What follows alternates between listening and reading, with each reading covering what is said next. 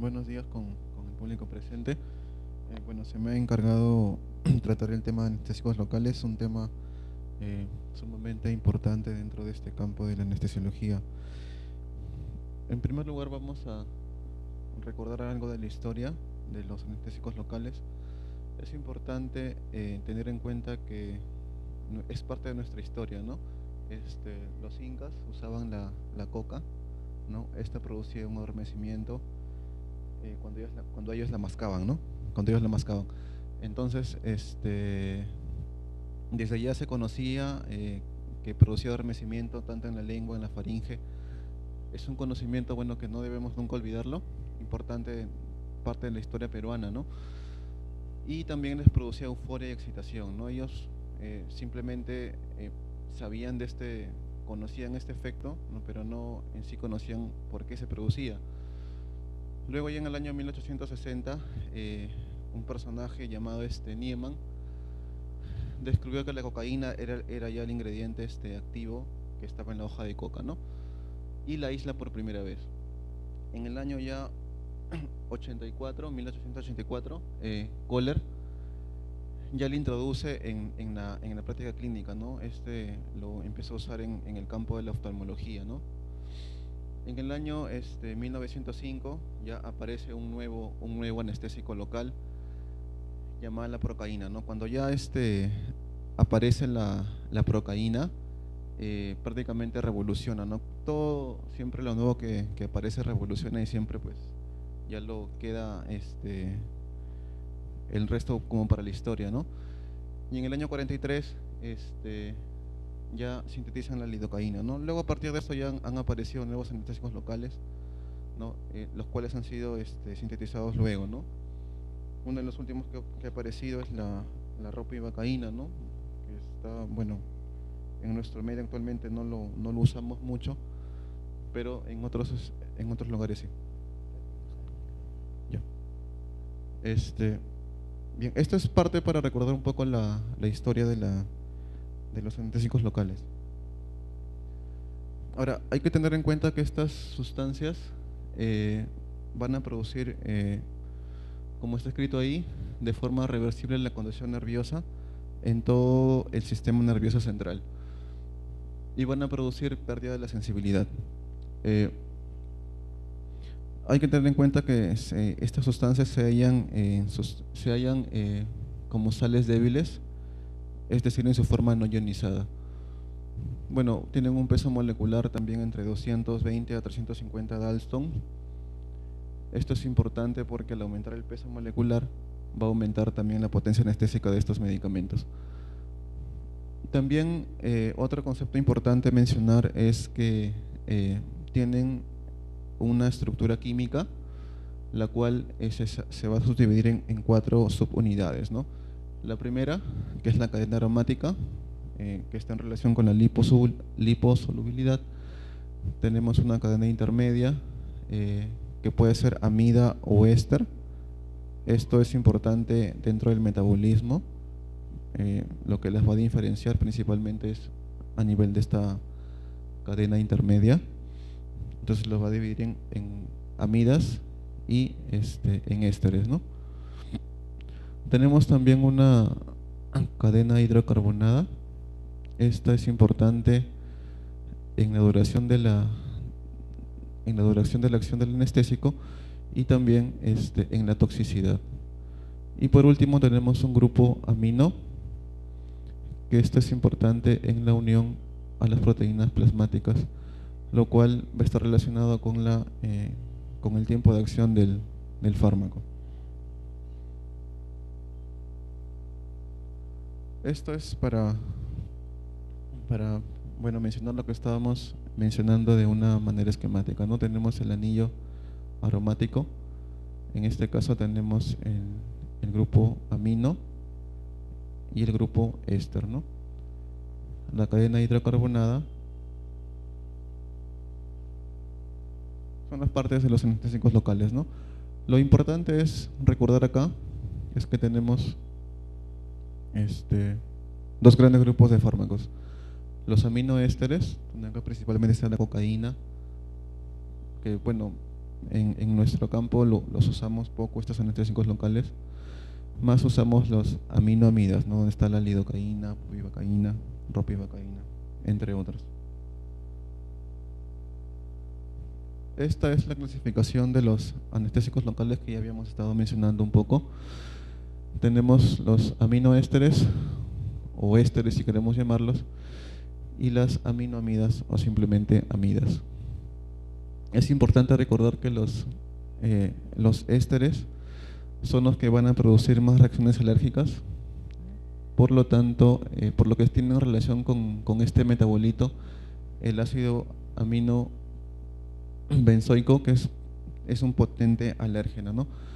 A diferencia de de las amidas que no tienen este metabolito, no tienen un metabolismo diferente. El metabolismo de los ésteres está dado principalmente por la colinesterasa plasmática, o llamada también pseudocolinesterasa. Y en el caso de las aminas, el metabolismo es principalmente a nivel hepático, ¿no? Luego lo vamos a mencionar un poquito, de repente esto más amplio en una siguiente diapositiva. Es importante también mencionar que los ésteres de manera general tienen un tiempo de duración menor que las aminas. Entonces, ¿qué tipos de medicamentos, por ejemplo, tenemos dentro de los ésteres? La cocaína, tetracaína, clorprocaína, benzocaína y la procaína, ¿no? Y dentro de las aminas, que son los que son más usados, tenemos la lidocaína, mepivacaína, prilocaína, bupivacaína, muy usado en nuestro medio, ropivacaína y etidocaína, ¿no? De repente mnemotecnia para acordarnos siempre de estos grupos de medicamentos. Todos vemos que terminan en caína, ¿no? Todos los medicamentos. Pero los que tienen antes una letra I van a pertenecer a los grupos de las aminas, ¿no? Vemos lidocaína, mepivacaína, ¿no? Todos tienen la I, ¿no? Prilocaína, bupivacaína, ropivacaína, ¿no? Tienen una I todos adelante, ¿no? Para que de repente no nos olvidemos esta clasificación de los fármacos. Esta ya es la estructura química de cada anestésico local de los que ya habíamos estado hablando, ¿no? Creo que es importante dentro de nuestro campo recalcar la lidocaína, ¿no? Un medicamento importante que ya tiene como más de 100 años que fue sintetizado, pero aún se sigue usando en nuestro medio, ¿no? La bupivacaína también importante, y un enantiómero de la bupivacaína, que es la ropivacaína, ¿no? Que también está muy usado en el campo de la anestesiología. En nuestro medio no lo tenemos actualmente, pero es un medicamento que muestra muchos beneficios.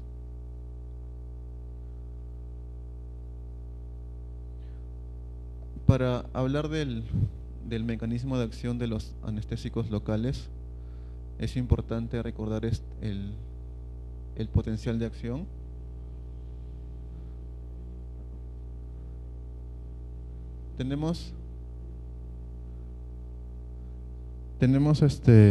Recordar que el potencial de acción es un impulso eléctrico, el cual se va a originar en la membrana celular.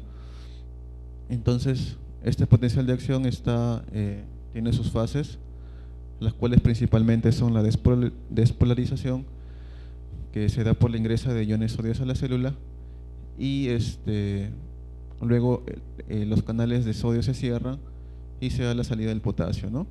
Es importante recordar que el potencial de acción en reposo, en reposo, tiene un valor entre menos 60 y 90. Lo que hacen los anestésicos locales es estabilizar este potencial de membrana de tal manera que ya no se originen impulsos eléctricos. El mecanismo de acción de estos anestésicos locales se da principalmente porque van a bloquear los canales de sodio, ¿no? Que son dependientes de voltaje. Tenemos nosotros acá, de manera esquemática, la membrana celular. En este caso hemos dicho que el blanco de los anestésicos locales es el sistema nervioso central, por lo tanto van a actuar a nivel de las fibras nerviosas. Entonces, lo vamos a ver en la siguiente imagen también.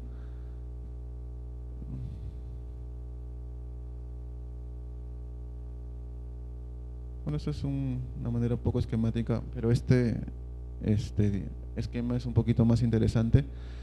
Vamos a tener que el anestésico local que está en este caso representado dentro de como esta letra B, es el que va a ingresar en su forma que le llaman no ionizada, o en su forma básica, ¿no? O en su forma libre, también lo van a encontrar en algunos textos. Es el que va a atravesar la membrana celular, en este caso en su forma, ya hemos dicho, no ionizada, y dentro ya del interior del citoplasma celular de la célula se va a unir con un ion hidrogenión y va a formar una sustancia ionizada, o también llamada ácida o no libre. Esta es la que se va a unir al canal acá, un receptor del anestésico local, y lo va a bloquear, de tal manera que ya no va a permitir la entrada, en este caso, de sodio, y por lo tanto ya no se va a originar el potencial de acción del que habíamos estado hablando, ¿no? Esta imagen también nos va a permitir entender algunos conceptos con respecto a farmacocinética, que también es importante conocerlos dentro de estos anestésicos locales. Los anestésicos locales tienen algunas propiedades, como las tenemos aquí, físico-químicas. Principalmente tenemos aquí la liposolubilidad, el pK, la unión a proteínas, el peso molecular, el pH de la solución que contiene el fármaco, que es principalmente un pH de tipo ácido, y la concentración del fármaco. Y no químicas, como tenemos la difusibilidad en los tejidos y la vasoactiva inherente, ¿no? Vamos a tener que los anestésicos locales van a ser de manera general todos vasodilatadores, ¿no? Entonces eso también nos va a permitir entender algunos conceptos. Aquí de repente estos conceptos son un poco complejos, pero vamos a tratar de hacerlo de manera un poco esquemática para que puedan ser entendidos.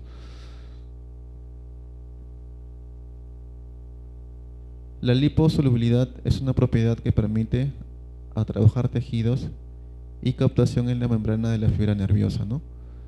Esta liposolubilidad es la responsable de la potencia de los anestésicos locales y está dada por el anillo aromático, ¿no? Habíamos estado mencionando la estructura química.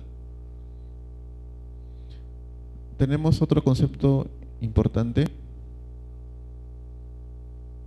que es el pK. El pK es un pH ideal en el cual el anestésico local va a estar sin la mitad, o sea, el 50% de su parte ionizada y el otro 50% en su parte no ionizada. Hemos dicho que la no ionizada, ¿se acuerdan? En el dibujito es como la B grande solita, y la ionizada es cuando ya en este caso se une a un hidrogenión. O sea, sería la parte, es el equilibrio entre los dos. Entonces, este concepto es importante porque va a determinar el tiempo de inicio o el tiempo de latencia del bloqueo, en este caso de conducción. Se dice que un pK alto tiene, en este caso, más cationes, o sea, más forma ionizada, por lo cual el inicio va a ser más lento del medicamento. Ya si tiene un pK bajo, es decir, tiene menos cationes, el inicio será más rápido. Esto también el concepto importante de esto es tener siempre en mente que el pK es un pH ideal, pero no siempre es el que va a contener el medicamento. Los medicamentos anestésicos locales generalmente vienen en un medio ácido, entre 5 y 6. Entonces, mientras más se acerquen al pH fisiológico de nosotros, que lo ponemos como 7.4, por lo tanto el inicio de acción será más rápido. Y mientras más se alejen de este pH ideal, el inicio será más lento. Entonces, esta diapositiva nos permite tener este concepto del pK y tener en cuenta qué medicamento va a actuar más rápido. Por ejemplo, tenemos aquí a la lidocaína, que tiene un pH que es más cercano a 7.4. Por lo tanto, la lidocaína actuará más rápido que otros medicamentos como la bupivacaína y ropivacaína, que tienen un pH que se aleja más de 7.4. Por lo tanto, la latencia de los medicamentos lidocaína, mepivacaína, etidocaína, prilocaína será más baja, ¿no?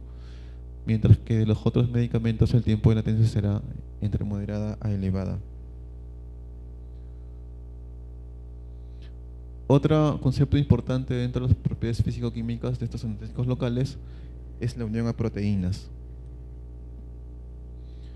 Tenemos que el grado de unión a proteínas va a ser directamente proporcional a la duración de la acción. O sea, mientras más se unan a las proteínas, más va a durar el efecto anestésico. Su efecto será más prolongado.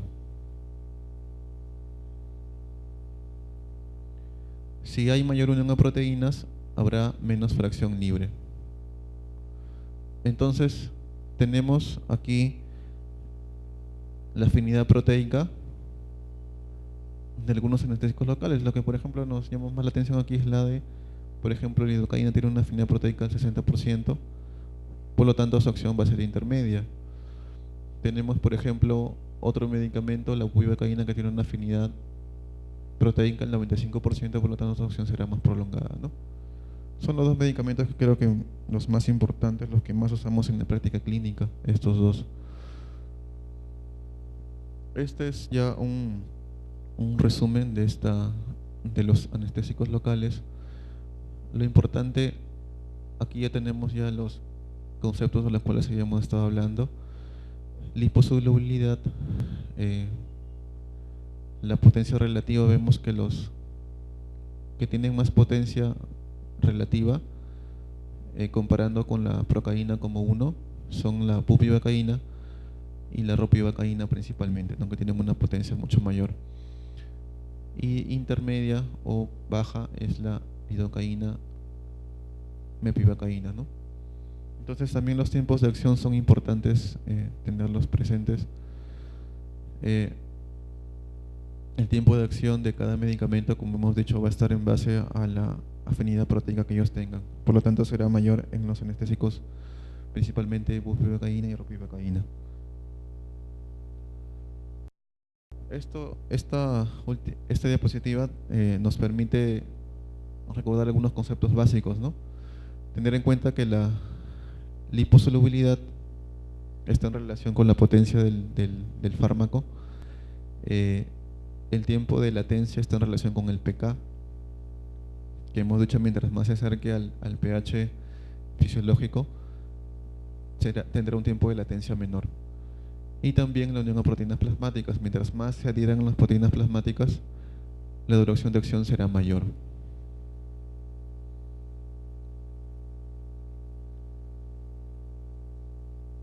Entonces, para hablar ahora un poco de la farmacocinética de estos medicamentos, es importante recordar que la farmacocinética se refiere, en este caso, a lo que el cuerpo le va a hacer al medicamento, ¿no? De manera general es un concepto un poco de repente simple, pero nos permite recordar. Entonces, esta absorción va a depender principalmente, en primer lugar, del lugar de administración del medicamento.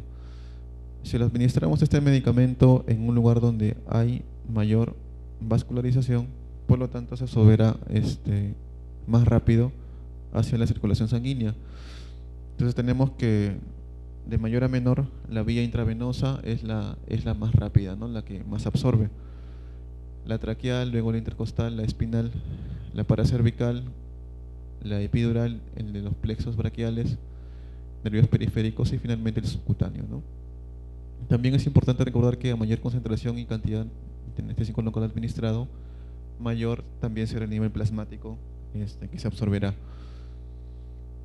También a mayor velocidad de inyección del anestésico, mayores picos plasmáticos tendremos. Y también es importante recordar que la presencia de un vasoconstrictor, que también lo usamos, ¿no? Hay anestésicos locales que vienen con vasoconstrictores, principalmente con la adrenalina. Entonces, la disminución del anestésico,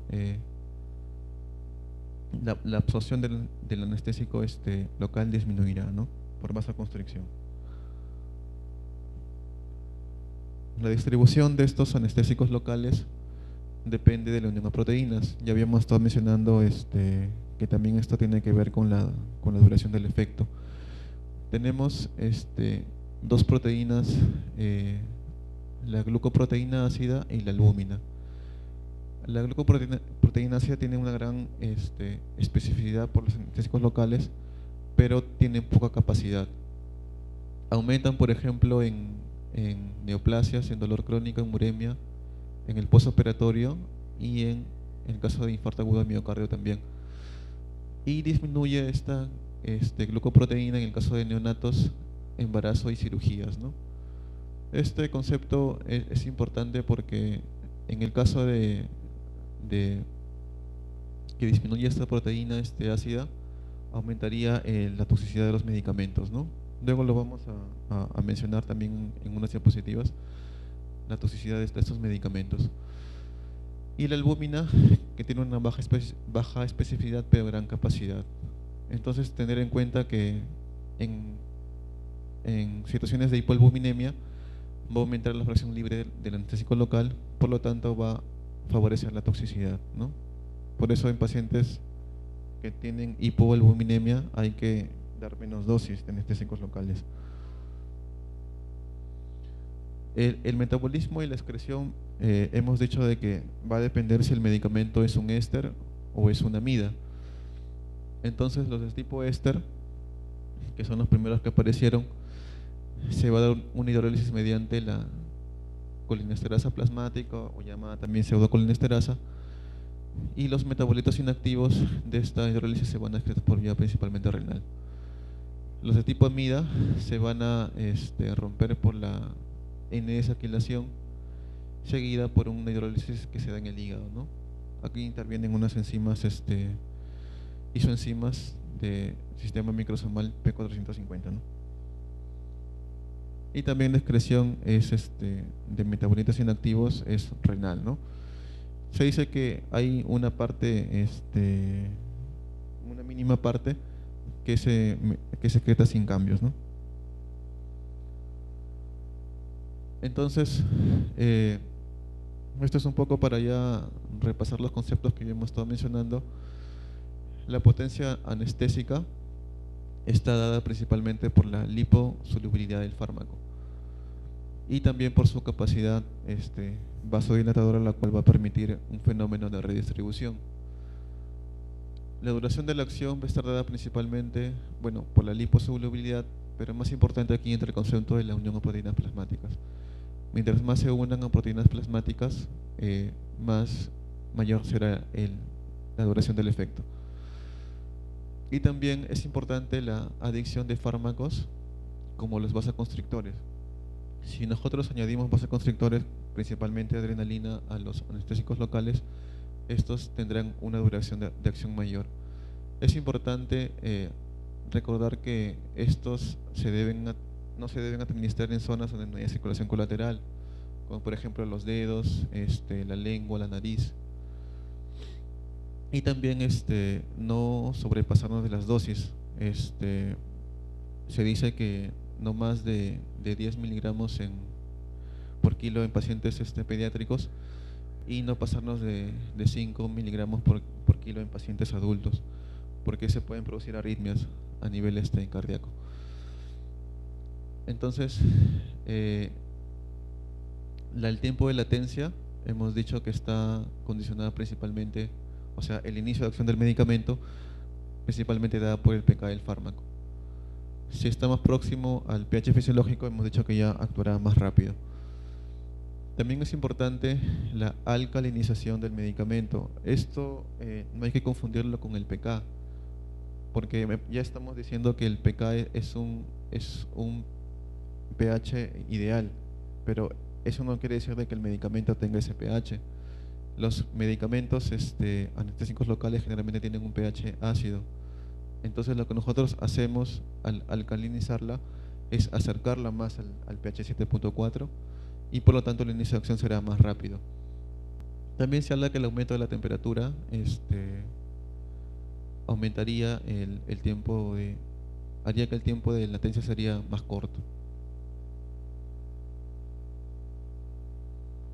Ahora, dentro de las combinaciones de los anestésicos locales, dentro del campo de la anestesiología se usan mucho combinaciones de anestésicos locales. Los que han demostrado utilidad son las combinaciones de clorprocaína, bupivacaína, lidocaína, bupivacaína y mepivacaína con bupivacaína. Las que usamos en nuestro medio, sobre todo para anestesia neuroaxial, anestesia epidural principalmente, esa es la combinación de lidocaína con bupivacaína. También hay una mezcla que se usa para aplicación tópica, la cual es una mezcla eutéctica de anestésicos locales, el llamado EMLA, la cual contiene lidocaína al 2.5% con prilocaína al 2.5%, ¿no? Que es para aplicación tópica en la piel, que también ha demostrado ser una combinación que se puede usar dentro del campo del uso de estos medicamentos. Es importante también mencionar que el uso de adrenalina, ya habíamos estado mencionando un poco de esto, prolonga la duración de la anestesia, reduce la toxicidad sistémica y también aumenta la intensidad del bloqueo, ¿no? También es importante mencionar que produce vasoconstricción local y también hay disminución del sangrado, ¿no? Por eso en algunos tipos de cirugía también se usa esta adrenalina. Ya hemos dicho de que es importante no usarla en zonas donde no hay circulación colateral, puede producir isquemia. También otros medicamentos que se pueden usar son la fenilefrina, de la misma manera que la adrenalina. También los opiáceos, que se usan principalmente en este caso a nivel para anestesia neuroaxial, para anestesia epidural y para anestesia también raquídea o espinal, ¿no? El efecto de estos es que van a mejorar el efecto analgésico, ¿no? Incluso también se puede usar morfina también, ¿no? Hemos tenido en el caso de anestesia espinal, usamos morfina, ¿no? La cual brinda una analgesia posoperatoria hasta por 24 horas, ¿no? Según los reportes que hemos tenido y también lo hemos demostrado en algunos pacientes. Y también el uso de bicarbonato de sodio. El uso del bicarbonato de sodio es importante porque hemos dicho que los anestésicos locales son sustancias ácidas. Entonces nosotros al hecho de alcalinizarlas también vamos a reducir el ardor que producen cuando se producen por infiltración local, ¿no? Cuando nosotros infiltramos estos medicamentos, muchas veces el paciente refiere una molestia como de ardor. Entonces al ya administrar este bicarbonato de sodio disminuiría esa molestia. Se dice que por cada 10 centímetros de lidocaína, en este caso al 2%, se usaría un mililitro de bicarbonato al 8.4%, ¿no? Y también esto nos va a permitir, como hemos dicho, alcalinizar el anestésico local y por lo tanto el pH va a aumentar, se acerca más al pH del cuerpo humano y por lo tanto la latencia será menor.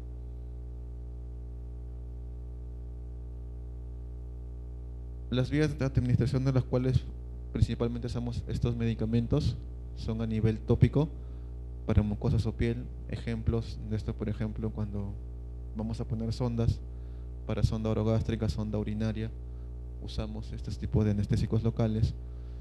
En el caso también de, por ejemplo, aplicaciones tópicas, ya sean en oftalmología, también se usan, ¿no?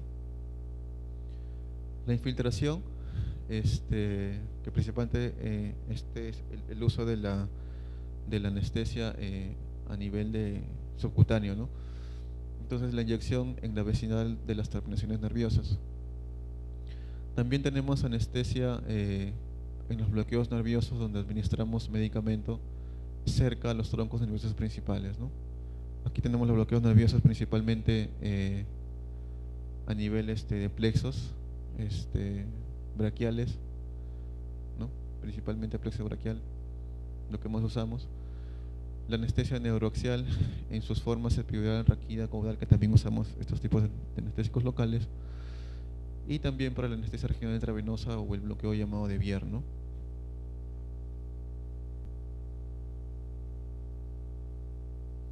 Entonces aquí tenemos un resumen de los anestésicos locales, sus usos clínicos, ¿no?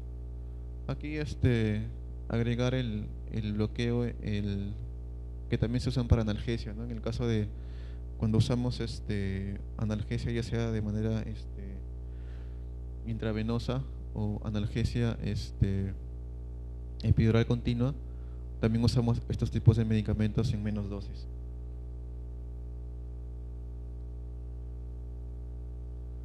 Otro concepto importante, concepto dentro de la anestesia es importante, recordar la anatomía de las fibras nerviosas. Tenemos fibras nerviosas del tipo A, B y C. Dentro del grupo A tenemos la alfa, beta, gamma y delta. Y tener en cuenta que las fibras aquí están ordenadas de tal manera que las A alfa son las que tienen mayor diámetro, y de tal manera que las C tienen un diámetro menor, incluso menor a un micrómetro, ¿no? Entonces, tener en cuenta que mientras que la fibra sea menos gruesa, no tendrá mielina, y mientras sea más gruesa tendrá más mielina. El caso de las que son mielinizadas son las A y con sus 4 subgrupos, y las B, y las mielinizadas, perdón, las delgadas van a ser las no mielinizadas en caso de las de tipo C. Entonces, tener en cuenta que la velocidad de conducción va a ser mayor en las que son más gruesas, ¿no? Las que tienen mayor diámetro, y será menor en las que tienen menor diámetro. Entonces, esto es importante porque la sensibilidad de los anestésicos locales va a estar en relación inversa a su diámetro, o sea, y también a la mielina. Es decir, mientras más delgada sea y menos mielinas tenga, tendrá una sensibilidad menor a los anestésicos locales. Y mientras más gruesa sea y más mielina tenga, tendrá una sensibilidad menor. Entonces, este concepto es importante porque nos permite tener en cuenta que siempre que nosotros hacemos un bloqueo, sobre todo en el campo de la anestesia, primero se bloqueará la parte el sistema nervioso autónomo, principalmente a nivel de lo que nosotros evidenciamos en el paciente, que primero hace vasodilatación en muchos casos con hipotensión. Luego ya viene el bloqueo sensitivo y finalmente el bloqueo motor, ¿no? Y esto es importante recordarlo porque lo vemos en los pacientes, ¿no? Entonces siempre, primero bloqueo simpático, luego el bloqueo sensitivo y luego el bloqueo motor. Y la recuperación será al revés, ¿no? Primero el motor, luego el sensitivo y finalmente el autónomo. Otro concepto importante dentro de estos anestésicos locales es la toxicidad que estos producen.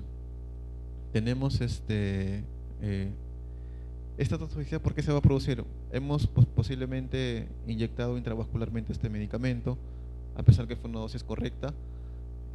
Entonces, lo importante mencionar en esto es que los medicamentos, cuando se absorben, van a producir dos principalmente toxicidades, ¿no? A nivel neurológico y a nivel cardiológico. Entonces, esta neurotoxicidad tiene fases. Es importante recordar estos medicamentos, porque a pesar que se habla de dosis máximas que se pueden usar, hemos visto en la práctica clínica que con dosis supuestamente seguras hay pacientes que hacen toxicidad. Entonces, tienen unas fases inicial, fase de excitación y fase de depresión. En la fase inicial tenemos adormecimiento de los labios y la lengua con sensación metálica en la boca, un sabor metálico, acúfenos, vértigo y visión borrosa. Es lo que el paciente principalmente nos refiere. Hemos tenido pacientes que incluso con cantidades menores a las descritas como tóxicas han hecho esta toxicidad fase inicial, ¿no? Luego en la fase de excitación ya hacen una excitación, la segunda fase, donde puede haber temblores y convulsiones tónico-clónicas, ¿no? La fase de depresión ya hacen una pérdida del conocimiento, hacen un paro respiratorio y depresión cardiovascular con paro cardíaco, ¿no? Entonces, esto es importante reconocerlo. Incluso una vez he escuchado un caso en un tópico, administraron lidocaína al 2% a 5 mililitros, lo equivalente más o menos a 100 miligramos, ¿no?, de lidocaína, y el paciente empezó a presentar, ¿no?, el adormecimiento de lengua, sabor metálico. Entonces, nosotros tenemos en cuenta que lo que los libros nos refieren de este medicamento, que podemos usar una dosis máxima de hasta 3, otros refieren entre 5 y 7 miligramos por kilo. Entonces vemos que este paciente, al cual les refiero, hizo una toxicidad con 1.5, ¿no?, de anestésico local. Entonces posiblemente se absorbió, y cada paciente es diferente. Nosotros en los libros podemos leer muchas cosas, pero lo que a veces vemos en la práctica clínica no se cumple, ¿verdad? Entonces, hay que tener en cuenta que estos estudios de toxicidad han sido hechos en animales, no hay estudios que hayan sido hechos en humanos. Por lo tanto, las dosis que usamos no siempre van a ser las correctas, ¿verdad? Entonces, tener en cuenta que siempre la lidocaína tiene una neurotoxicidad menor que la bupivacaína, ¿no?, en relación de 1 a 4. El otro concepto importante es la cardiotoxicidad. En la cardiotoxicidad se dice que de manera general se dice que los medicamentos neurotóxicos, para que produzcan cardiotoxicidad tiene que haber una dosis 3 veces superior. Pero también hemos visto que en la práctica clínica esto no es así. Entonces, vemos una fase inicial en la cual hay hipertensión arterial con taquicardia, luego una fase intermedia en la cual hay depresión miocárdica, y en la fase tardía ya hay hipotensión arterial progresiva y profunda y bradicardia con arritmias ventriculares, y puede haber un colapso hasta el paro cardíaco. Entonces, es importante aquí mencionar estas relaciones entre las dosis cardiotóxicas y las dosis neurotóxicas. Para la lidocaína, 7 a 1, para la bupivacaína 3 a 7, y para la ropivacaína 4 a 5. Esto quiere decir de que si nosotros vemos que un paciente convulsiona con una determinada dosis, tendríamos que ponerle 7 veces más para que haga una parada cardíaca, ¿no? O en el caso de la bupivacaína tendríamos que ponerle 3.7 más a la dosis que convulsionó, comparada con la dosis, o sea, 3.7 veces más de la dosis con la cual convulsionó. Entonces, pero vemos nosotros que estos dosis no son absolutas. Repetimos una vez más que estos estudios han sido hechos en animales, más no en humanos. Esta es una cronología de los síntomas que se producen